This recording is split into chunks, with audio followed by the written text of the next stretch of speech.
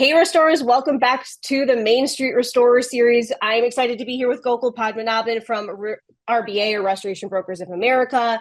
Gokul and I have done a number of video series together, and I am really excited about this one. I think that this is an area that a lot of the industry feels is kind of underserved. You guys might feel alone on an island. So we're trying to help you not feel alone on an island and understand what other businesses your size are going through if you are a quote unquote Main Street Restorer. All right, so we're recording episode 3 here, but episode 1, we talked about financial performance. Episode 2, we talked about building a team. And here we're going to talk about the stages of business and how to really make a power move if you're thinking about making a power move or making some changes in your business. I'm going to toss it right over to Gokul. Before you go right into the cool graphic that you're going to share with us, make sure to kind of introduce yourself really quick and share with the audience how you define the Main Street Restorer, what that means to you. Yeah, I'm so excited about today. I want to do like jumping jacks. Like I'm standing up, like I'm ready to go because I think about this quite a lot, right? And there's big companies in our industry and then there's founder-led companies in our industry, right? So the big companies are, 20, 30 million in sales. And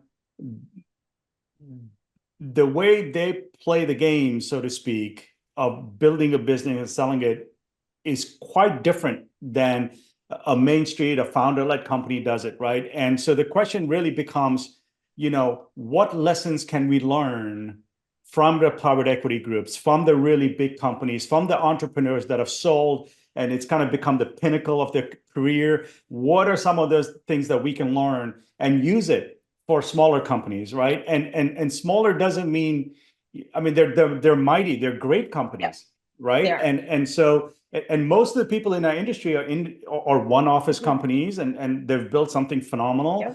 So what can we learn from the private equity folks? What can we learn from the finance folks? What can we learn from people that have had multi-million, 10, 20, $30 million exits? And I've been thinking about this for quite a long time. And at our firm at RBA, we sell a ton of smaller founder-led companies. We do a ton of deals on the private equity side. So I feel like we have a really good bird's eye view of kind of what works and what doesn't, right? Mm-hmm. And I think what I want to talk about today is something that's happening in our office right now. Okay, so and I think we can learn a lot from this. We have a client that has generated about 22 to 23 million dollars of value in their company in about 5 years.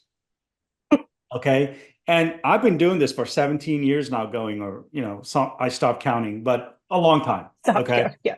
And I feel like this company has made the most iconic move that there is. They've started in their garage. They literally did.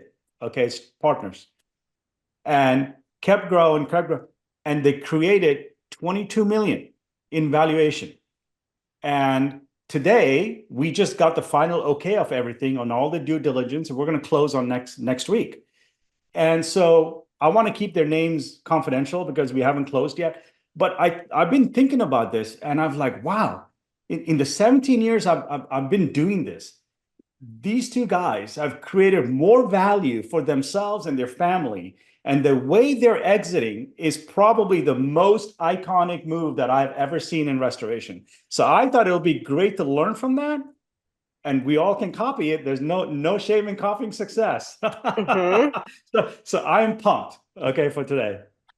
I am as well. Okay, so I want to see the graphic so that you can show the stages of business, because I think people might be surprised to see where the power move here comes into the cycle. It's not where people would normally think about selling their business.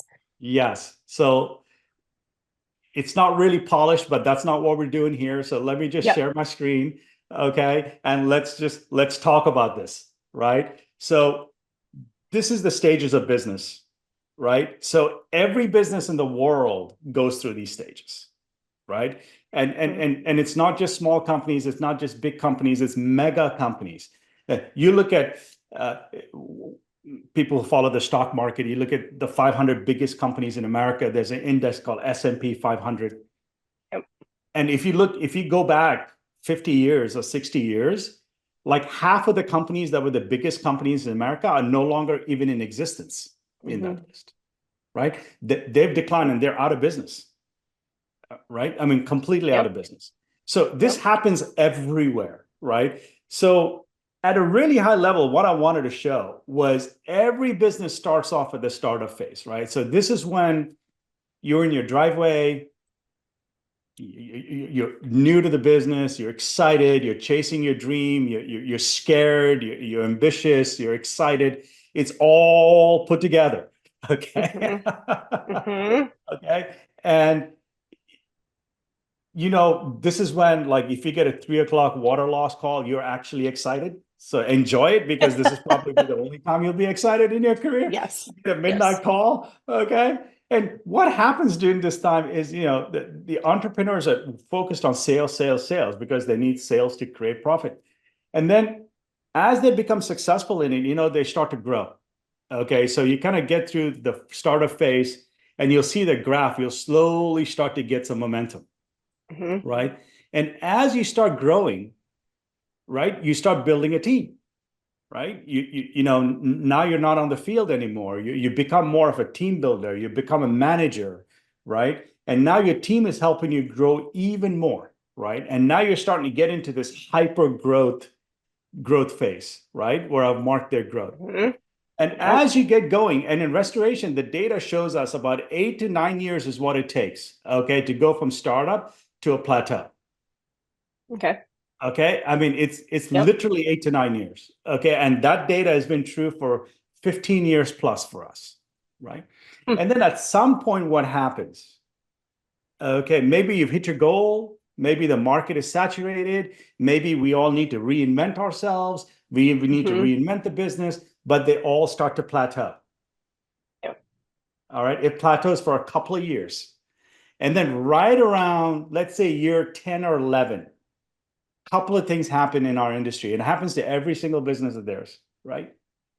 The owners, the team members, they bring in some new energy, they're refocused, they start that cycle all over again. They kind of reinvent themselves and they pretend they're a startup again, right? So it's kind of like saying, okay, we dominate in our city, now we want to go regional.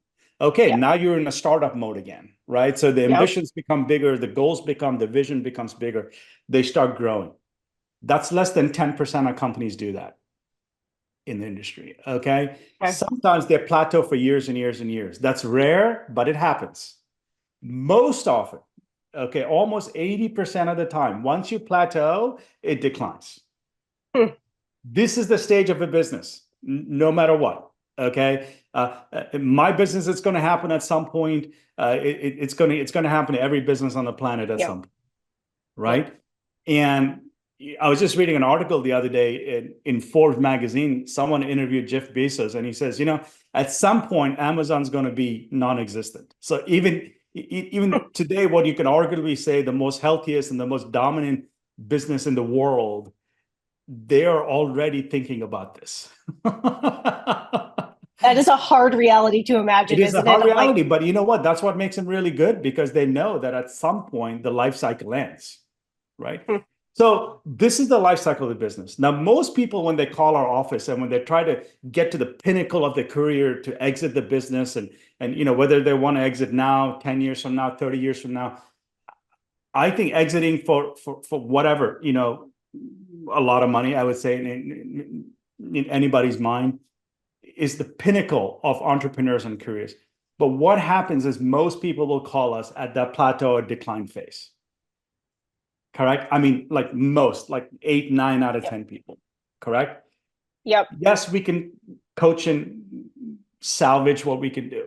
But let's talk about what is most iconic. This example that I just gave you, creating $22 million of value in about 5 years. What did they do that most people don't? Right?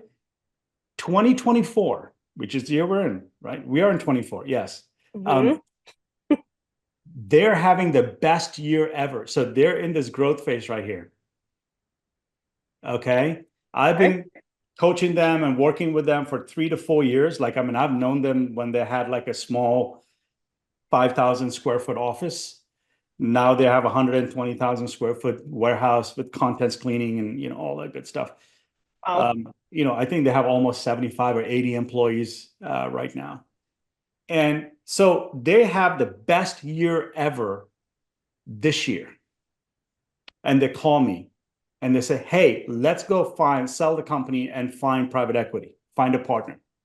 This is, in my opinion, the most iconic move ever. Imagine that in 5 years, going from zero to $22 million of valuation. Okay. And having the business acumen and what I call an iconic move to say, we are having the best year ever. Now is the time to go find a partner. Totally counterintuitive. Okay. This is what we can learn from the really good entrepreneurs and the really good private equity funds. That's what private equity does also. They have a 7-year window. They grow. Before they get to that 9-year stagnation point, they exit.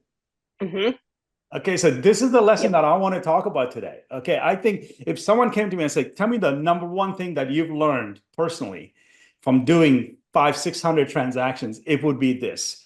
It would be that, one, all businesses go through this stage. You're not immune to it. I'm not immune to it. Right? My staff always knows. Every time I go, hey, we got to dig a moat and build a castle, because I'm always worried that I'm going to plateau or go down. Yep. Okay. I'm always trying to push because we want to keep climbing. But I know at some point we're going to stagnate. It's going to happen to me. It's going to happen to you. It's going to happen to everybody. At some point, we're going to exit our companies. Even though, most entrepreneurs have a sense of invincibility about them, right? Otherwise, we wouldn't start a business. Okay. Yeah. So, but as we get to the middle or later of a career, that invincibility doesn't really serve us well. You got to get realistic. It's no longer feeling. We start businesses with feelings and visions and motivation. But after a while, it's simple math. Yep. It transforms into simple math. Okay. No amount of motivation is ever going to keep a company growing forever. No. It's just math, right? No. So the most iconic move that you can make is counterintuitive, which is when you're having some of the best times ever and you sit there and you go, nothing can go wrong. You got all the confidence in the world. Okay. That is the most iconic time to sell. Right? I'm so pumped I did this video with you. Like, I can literally do jumping jacks and push-ups right now. But like I said, this is in the 15, 17 years I've been doing this, the number one lesson that I've learned for myself. So does this apply to, so it sounds like this company is going the PE direction. Does this also apply to companies that are maybe owners that are looking to, do owners ever look to get out during the growth phase? I mean, I guess it depends on your motive for starting a business. It's totally counterintuitive, and that's why it's iconic. And that's why most people can make that move, right? It's like, what I'm saying today is, hey, let's not play checkers, let's play chess. Right? I mean, that's what I'm trying to say. And so what happens is, when things don't go well, people are sitting on the hot seat, entrepreneurs, right? I mean, we got to make payroll and sales are down and our manager just left us. So whatever it might be, right? You're having arguments at home because you've been out for 24 hours chasing storms, or, all these things are happening. Most people mentally, they would say, okay, I need to get out of here. Right. So the mindset is incorrect. So the company is declining and they're like, hey, I want to get out. When things are going really well, people have all the confidence in the world and they feel like they will never lose the confidence. It feels like you will always do better. Yeah. They're both right. So when things are going bad, they're never bad permanently. When things are going good, they're never good permanently. Right. Yes. That is the mindset. Right. So that's the most counterintuitive part. When things go really well, all entrepreneurs, including me, we have this sense of confidence. Nothing's going to go wrong. But you know what? At some point, we're going to stagnate. So the iconic move for yourself, if you want to do it, is when you sit there and you go, nothing can go wrong in my business. That's when your valuation is the highest. So what do you tell owners that are like, okay, well, I feel like I'm on that growth upswing. I've been thinking about selling, but what if we grow more? Then I'm missing out on money. I'm leaving money on the table. What would you tell an owner in that kind of position who's having that thought? Yeah, actually, I just had a conversation with someone about this the other day. You know, I think one of the things that we talk about is risk to reward, Mm-hmm. correct? So if you got Yep. 80, 90% of your wealth in a company and someone's going to pay you a lot of money for it, and it's selling, it's going up, you need to take that money off the table. Mm-hmm. Nobody knows what 5 years from now is going to be. Yep. No one predicted COVID. No one predicted 2008. No one predicted any of this. Yep. Okay. I mean, it doesn't matter how much TV you watch, all these pundits and economists and entrepreneurs and, these TikTok guys yapping away. No one can predict it. Yep. Again, these are feelings. People get riled up about it. People want to run through walls. What I'm trying to say is none of this is about feelings. It's all math. Mm-hmm. It's all math. It's just Okay. math, right? Yep. It's just you know that business goes through cycles, and if Yes. you're in the up cycle, your valuation is probably going to be the highest. And if you're close to exiting at some point, it's probably a good time to do it. It's that simple. People trying to make it really complicated, and it's not. Stop overthinking it. I like it. Okay. Overthinking. Yes. Any other comments on stages of business before we say goodbye? And where can people find out more? Yeah, if you want to find out more, just go to my website, www.rbasells.com. And I was just excited about today. I'm not saying we need to go sell today, but what I wanted to, probably the most important lesson that I've learned doing 500-600 transactions in this space is how some people play chess with this whole entrepreneur thing Mm-hmm. and business ownership thing, right? And how most people are playing checkers, right? And so I was excited to talk about this today. Checkers is not the same as chess at all whatsoever. Correct. Correct. Correct. All Yeah. right. Well, Gokul, thank you so much. If you're looking for more of these videos, you can go to cnrmagazine.com. You can go to our YouTube. You can find them on Facebook. You can find them on Spotify, Apple Podcasts, all the things. You can find them on the RBA I can website. find it on RBA, CNR Magazine. You can find me there. Don't forget about that. you can everywhere. We can find each other everywhere. If you've not seen the back cover of CNR, you're living under a rock and you should know who you're going to see back there. Yes. All right, Gokul, thank you so much. I look forward to the next video. All right. Thanks.